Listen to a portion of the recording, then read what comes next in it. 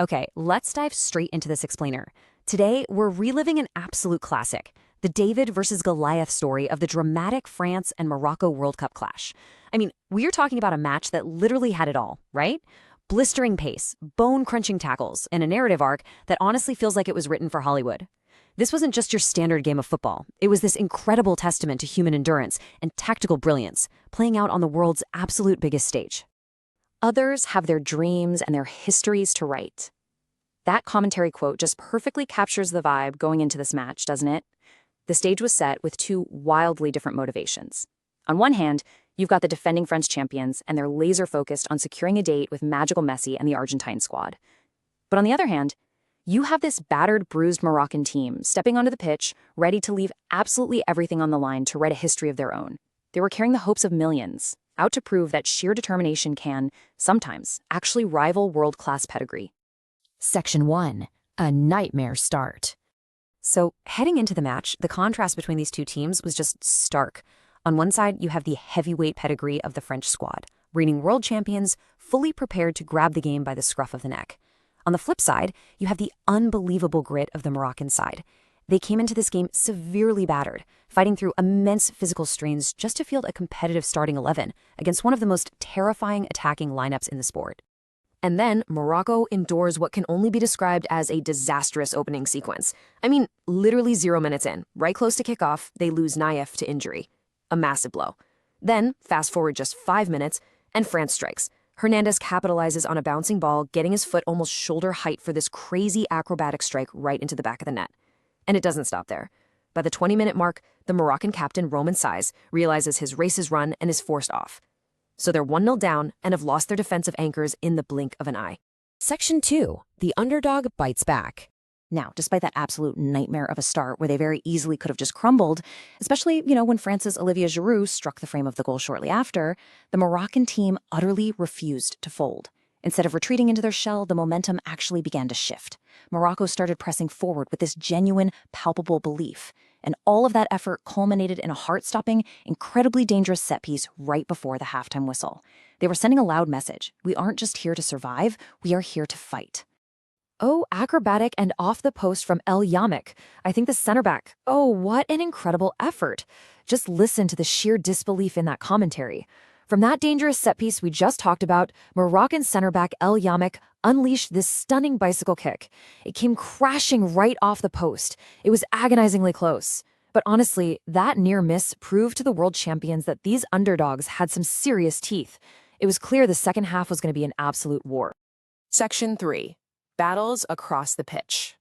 So the second half kicks off, and the match completely transforms. It turned into this breathless series of gladiatorial, one-on-one battles unfolding in literally every single zone of the field. Naturally, France leaned heavily on their superstar. They used the blistering, frankly terrifying speed and dancing feet of Kylian Mbappé to try and stretch those wounded Moroccan lines right to their breaking point. Every single time Morocco committed players forward, Mbappé was just lurking there, waiting to launch an incredible run down the wing to exploit any gap left behind. But Morocco? They went toe-to-toe with the champs. It was a fascinating, intensely physical contest. You had Amrabat delivering a full-force, bone-crunching tackle on Mbappé to stop what looked like a dead cert breakaway. Then you had Hakimi engaging in a fiercely physical battle down the wing. Up front, Boufal and Ziyech were pressing relentlessly, which actually forced Francis Konaté into making vital, match-saving interceptions just to keep Morocco at bay. The intensity was simply off the charts. The underdogs pushed with such organized intensity that they nearly secured a fairy tale equalizer. Substitute Abukar found himself fractions, and I mean fractions away from tying the game. It was almost the stuff of dreams for the substitute, getting into a brilliant position and leaving the entire French defense holding their collective breath. Morocco was firmly knocking on the door, heavily applying the pressure. Section 4. The dream fades.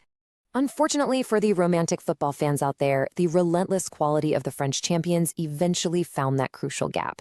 Let's break down exactly how they engineered their decisive second goal. Step 1, Mbappé executes this sudden turn that totally drags Hakimi out of position. Step 2, Mbappé comes alive inside the penalty box, takes a shot, and the ball deflects really favorably. And finally, step 3, it breaks perfectly for substitute Kolo Muani to just tap in the simplest of goals. That sudden, simple tap-in brought immense joy and relief to the French squad. Obviously, it was a massive moment in the game for them. But for the valiant Moroccans, man, it served as a really harsh reality check. It was the heartbreaking knockout blow that effectively ended the contest, completely despite all their beautiful resilience and acrobatics on the pitch. Only Messi, magical Messi, and Argentina can wrestle it from them now. With that 2-0 victory finally secured, the French champions officially booked their date with destiny. As the commentary noted, their hands were still firmly on the trophy, and now only magical Messi stood in their way.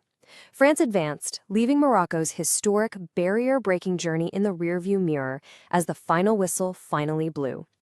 So as we wrap up this explainer, we really have to ask ourselves, even as the dream fades from Morocco, what is the enduring legacy of their historic underdog run? I want you to consider that while they didn't ultimately lift the trophy, Morocco's incredible heart, their tactical bravery, and their stunning resilience against the reigning champions wrote a legacy that goes far, far beyond a single loss on a stat sheet. They proved that with enough belief, the underdogs can absolutely make the giants tremble. So what barrier will the next great underdog shatter? Thanks for joining me on this deep dive into an unforgettable clash.